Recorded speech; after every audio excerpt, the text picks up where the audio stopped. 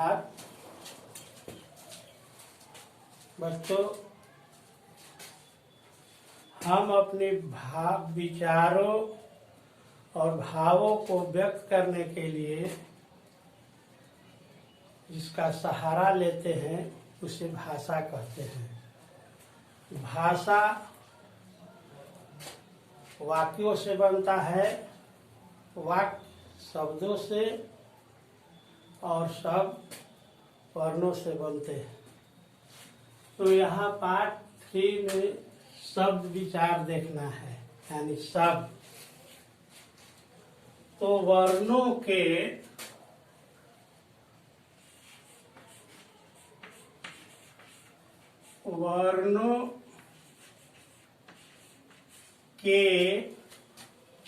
सार्थक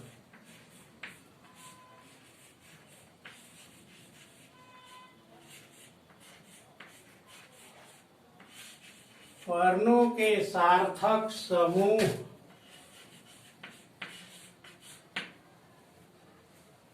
के सार्थक समूह को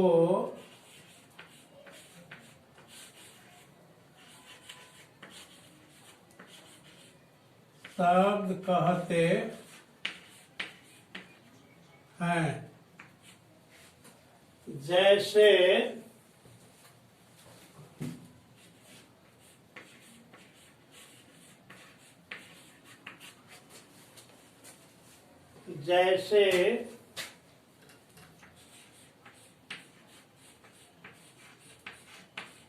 रामायण,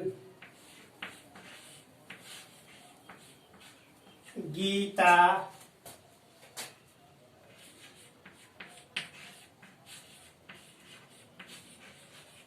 बालिका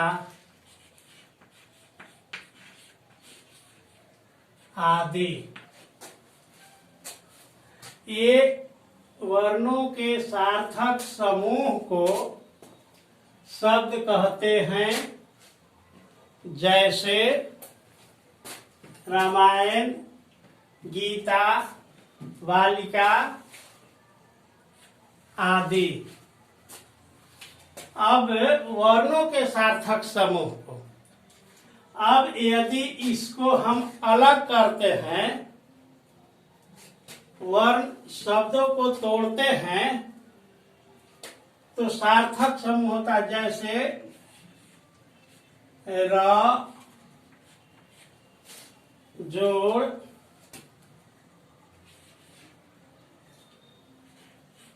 आ जोड़ म जोड़ आ जोड़ य जोड़ अ जोड़ न जोड़ अ। इसका क्या बना? इस वर्णों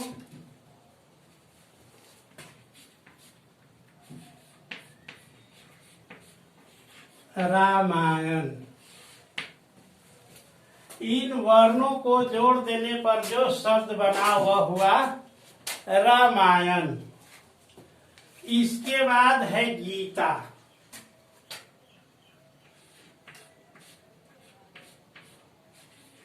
ग जोड़ दीर्घई जोड़ त जोड़ आ।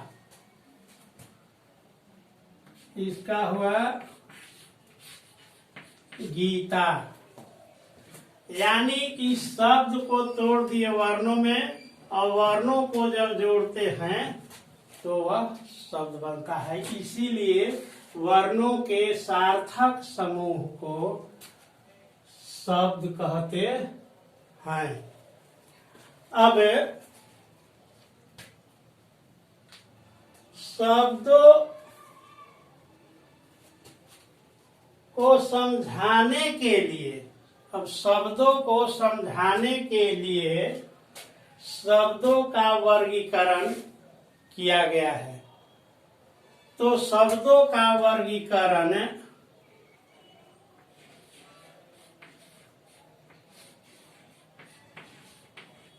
शब्दों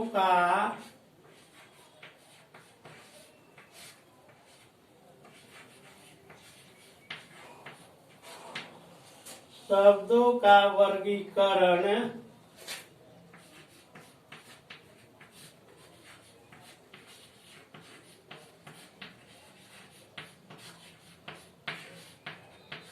पांच आधारों पर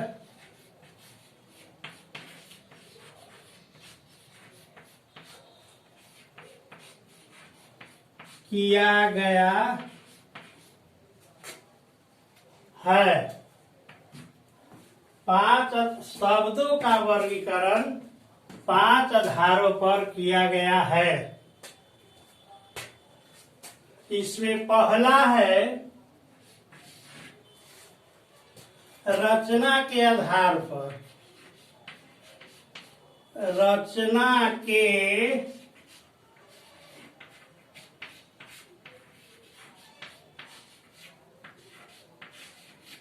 आधार पर। दूसरा है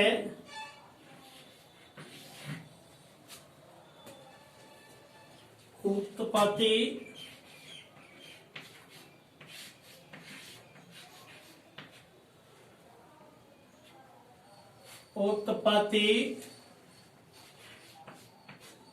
या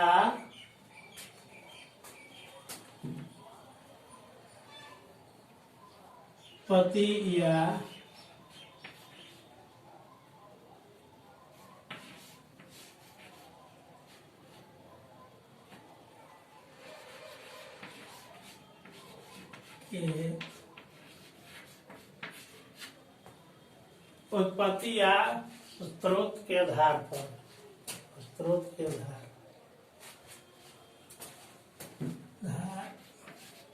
पर।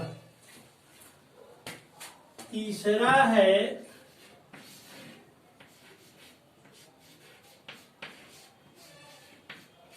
प्रयोग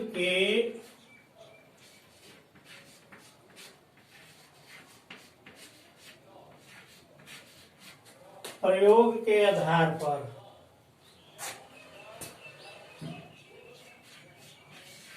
चौथा है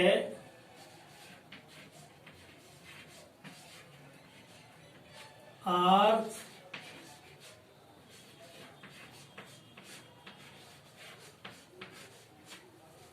के आधार पर। पांचवा है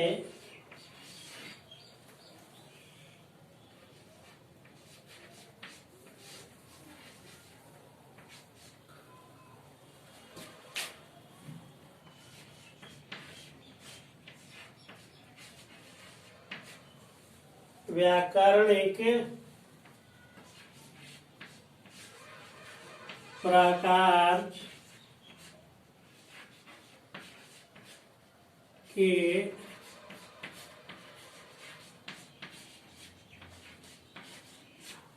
आधार पर। एक शब्दों का वर्गीकरण पांच आधारों पर किया गया है। रचना के आधार पर, उत्पत्ति या स्रोत के आधार पर, उत्पत्ति या स्रोत के आधार पर, प्रयोग के आधार पर, अर्थ के आधार पर और व्याकरणिक प्रकार के आधार पर। अब इनको बारी बारी से देखेंगे हम लोग।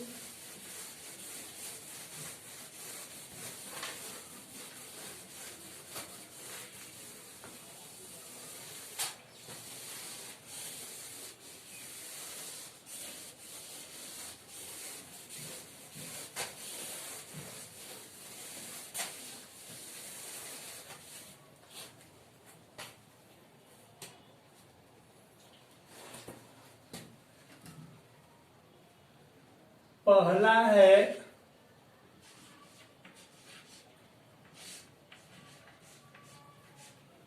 रचना के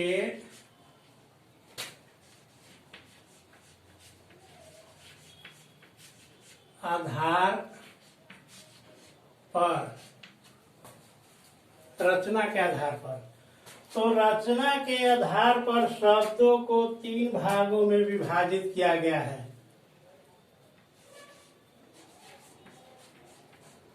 रचना के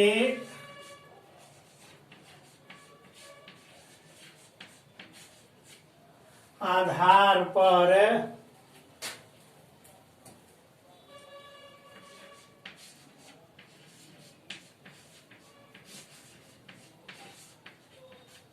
शब्दों को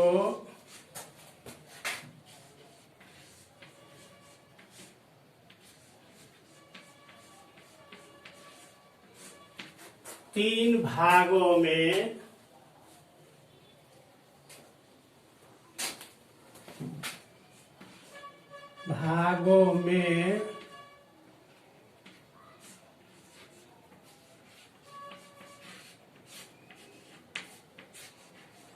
विभाजित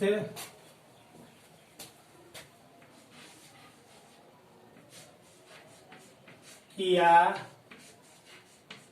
गया है।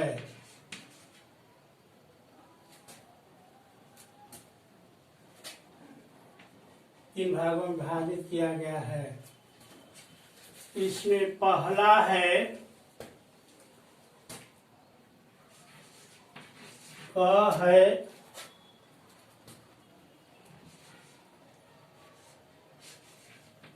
रूढ़।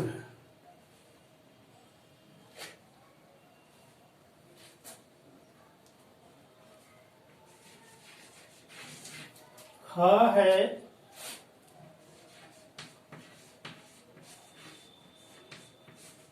यौगिक।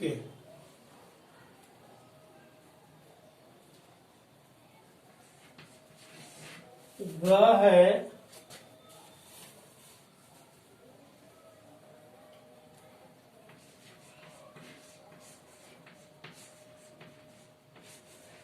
योग रूढ़। अब क को देखेंगे रचना के आधार पर। तो रचना के आधार पर शब्दों को 3 भागों में विभाजित किया गया है। पहला क है रूढ़, ख है यौगिक और ग है योग रूढ़। अब हम रूढ़ शब्द को देखेंगे।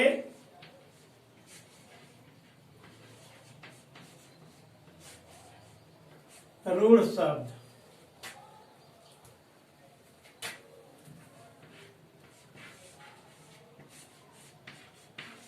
किसी विशेष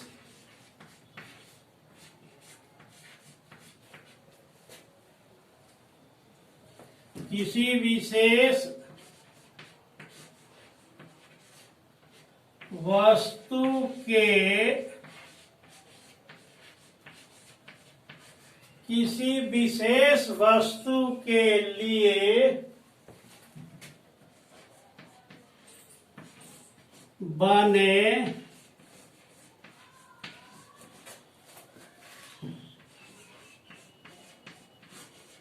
ऐसे शब्द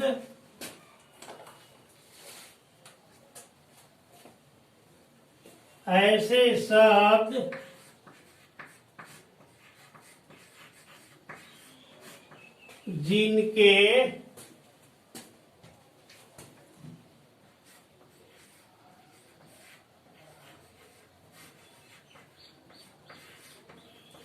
टुकड़ों का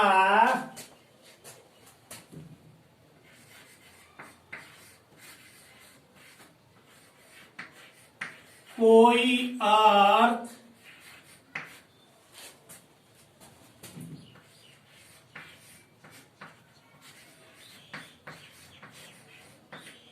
जिनके टुकड़ों का कोई अर्थ नहीं होता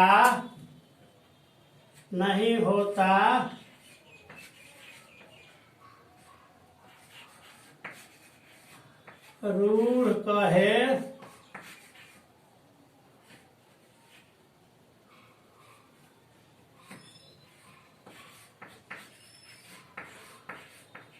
जाते हैं। रूढ़ कहे जाते हैं। जैसे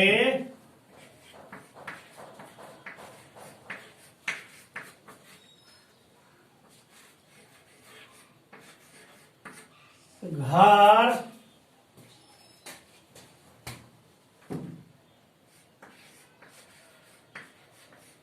दिन, फल,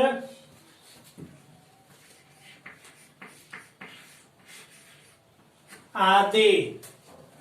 अब किसी विशेष वस्तु के लिए बने ऐसे शब्द जिनके टुकड़ों का कोई अर्थ नहीं होता रूढ़ कहे जाते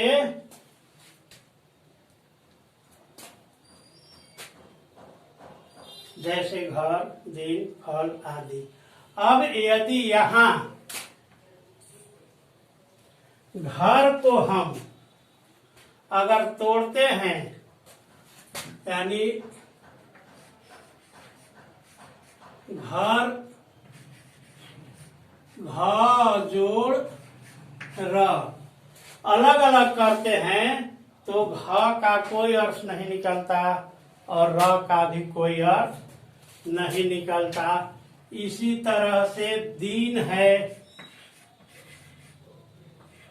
दिन को भी अगर तोड़ते हैं तो दी जोड़ ना, इन दोनों टुकड़ों का कोई अर्थ नहीं निकलता। इसी तरह से यदि फल को भी तोड़ा जाए, अलग अलग करते हैं फल, तो फ जोड़ ल, यानी न फल का कोई अर्थ निकलता है न ल का कोई अर्थ निकलता है, यानी ऐसे शब्द रूढ़ शब्द कहलाते हैं। इसके बाद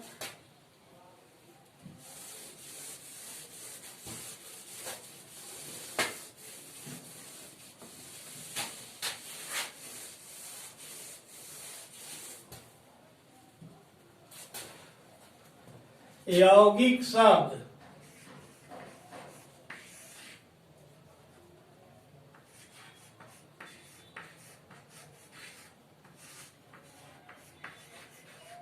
यौगिक शब्द ऐसे शब्द जो दो या दो से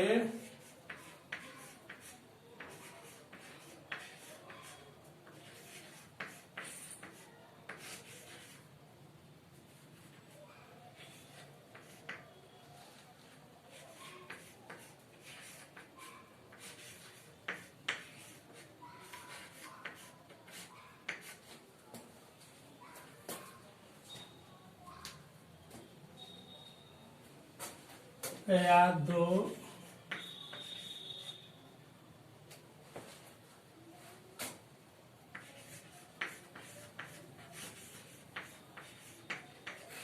ऐसे शब्द जो दो या दो से अधिक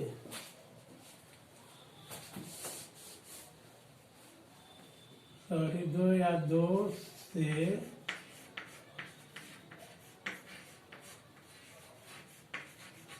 अधिक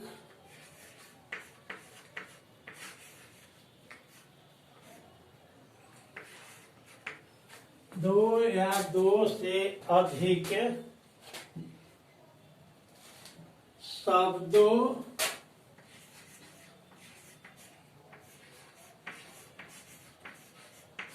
के मेल से बने हो, मेल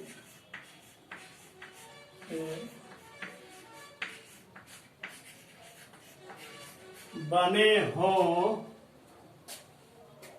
और जिनके खंड और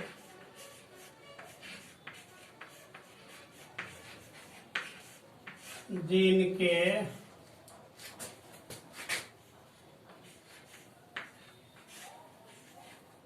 खंड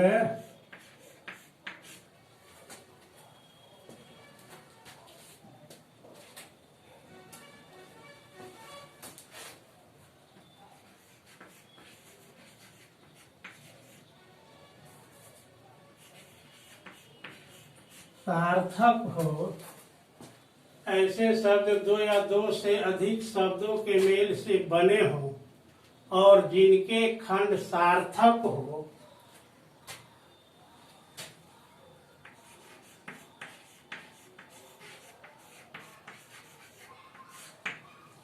यौगिक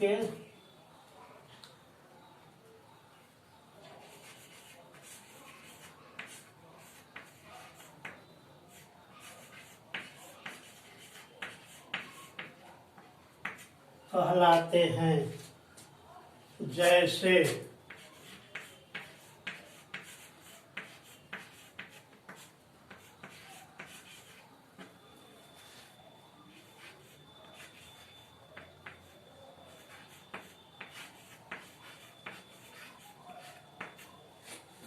जैसे विद्यालय,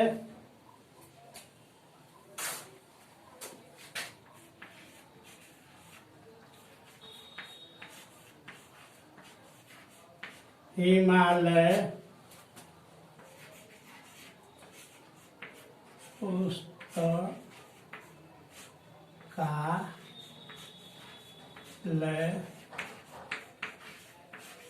आदि। यानी ऐसे शब्द जो दो या दो से अधिक शब्दों के मेल से बने हो और जिनके खंड सार्थक हो,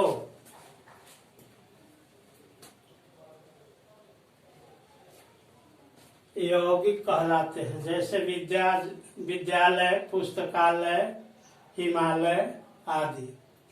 अब इसको अलग करके देखें। विद्यालय, विद्या जोड़ आलय, विद्यालय।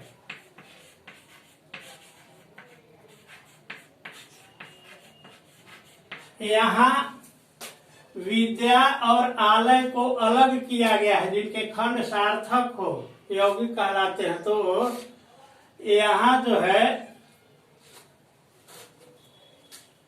विद्या को और आलय को अलग अलग किया गया है। विद्या जोड़ालय, तो जो अर्थ विद्यालय का है वही अर्थ विद्या माने विद्या और आलय माने घर। विद्यालय का अर्थ विद्या का घर, वही अर्थ इसका भी निकलता है। दोनों खंड जिसका सार्थक हो उसे यौगिक कहते हैं। तो यह जो अर्थ विद्या जोड़ आलय यानी विद्यालय, विद्या का घर, वही अर्थ विद्यालय का हुआ, विद्या का घर। दूसरा है हिमालय। हिम जोड़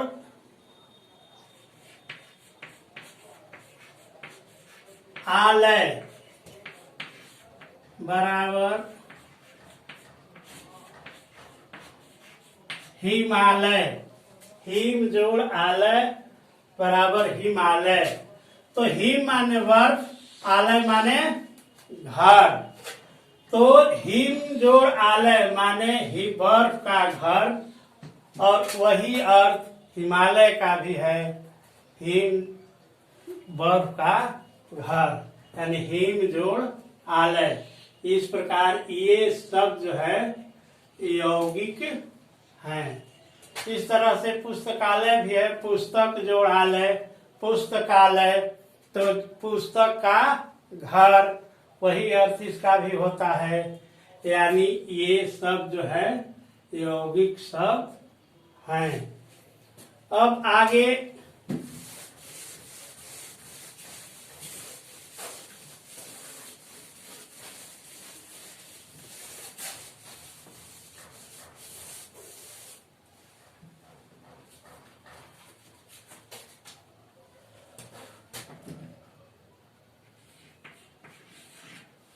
ग है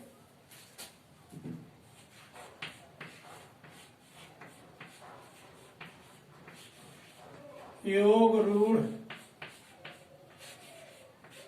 शब्द।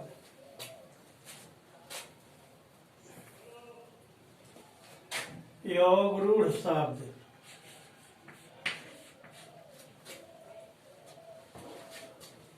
दो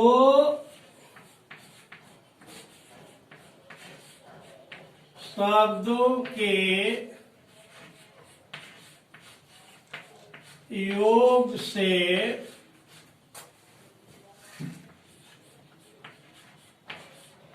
बने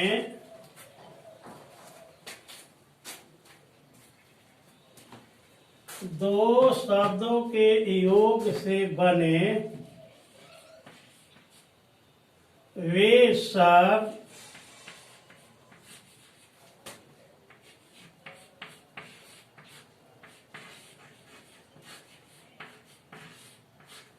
जो किसी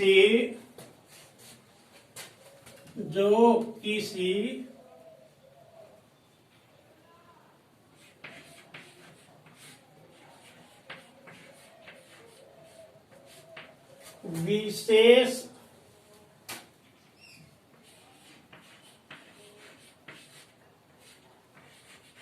अर्थ के लिए दो शब्दों के योग से बने वे शब्द जो किसी विशेष अर्थ के लिए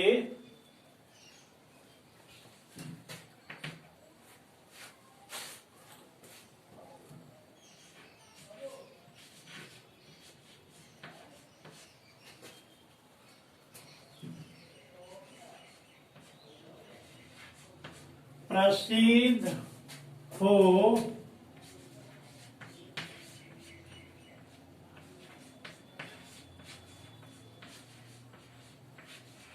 योग रूढ़ है।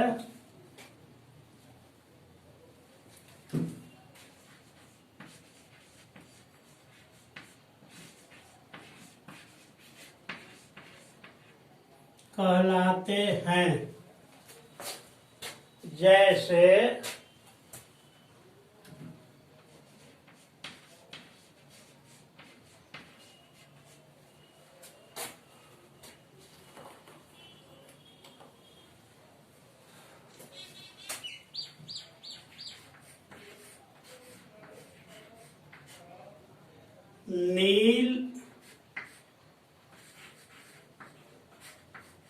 नील जोड़ कांठ,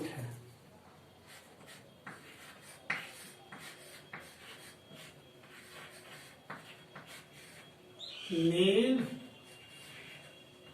कांठ अर्थात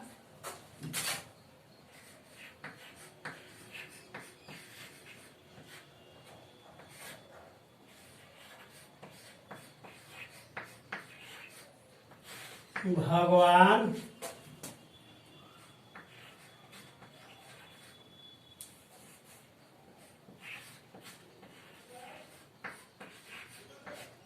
शिव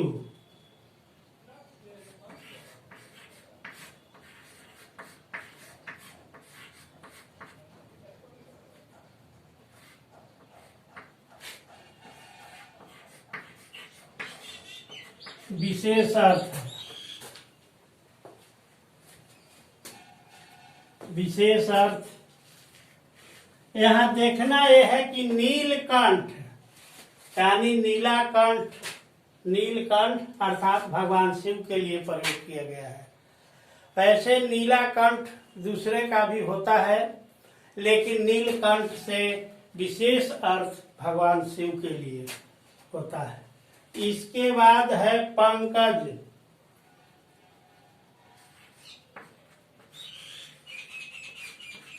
पंकज अर्थात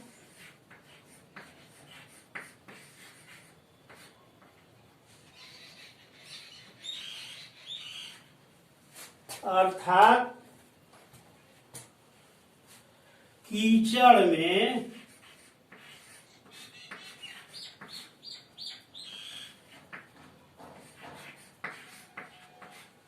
उत्पन्न, कीचड़ में उत्पन्न, पंकज अर्थात कीचड़ में उत्पन्न। अब यहाँ सोचने वाली बात है कि तो क्या पंकज में जितने भी चीज उगते हैं उस सब को पंकज कहा जाता है? नहीं। जैसे उसमें उगने वाले और भी घास पौधे हैं, सीप हैं, शंख हैं, ये सब हैं, लेकिन सबको पंकज नहीं कहा जाता है। पंकज का विशेष अर्थ ये प्रयोग सिर्फ होता है किसके लिए? कमल के लिए।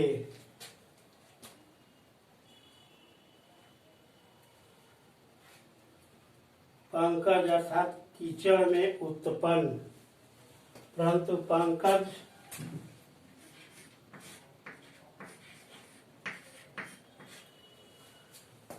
कीचड़ में उत्पन्न यानी पंकज केवल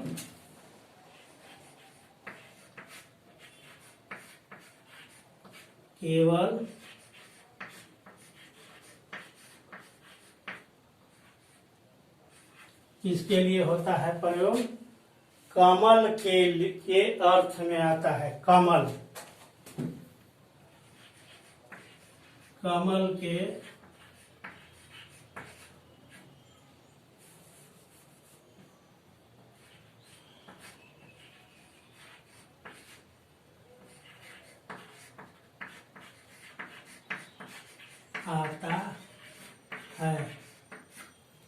आता है, इसलिए ये क्या है? अतः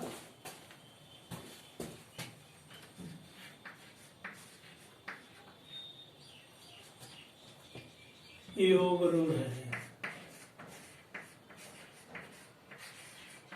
योग रूढ़ है।